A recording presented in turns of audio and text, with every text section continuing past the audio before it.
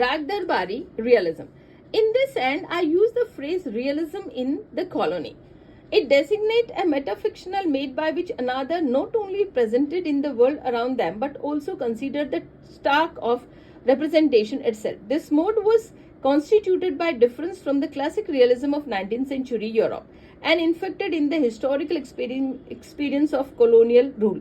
These produced a real characterized by self-consciousness and awareness of its own secondary status with the colonial discourse. I argue, however, that Indian realism does not suffer from this trait, but it's instead enriched, marked, and intensifying what Bakhtin describes as the novel interest in a periodying or other genre.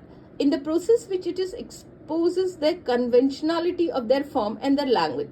It squeezes out some genres and incorporates other into its peculiar structure, reformulating and re-accentuating them.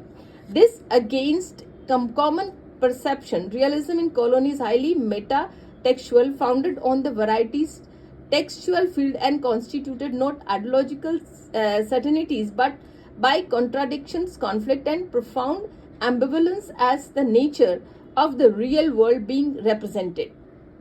And the novel's ability to represent realism is both deployed and kept in arm's length. It is both used and thematized, and in this way is both mode of representation and particularly illuminating moment question at stake in representation itself.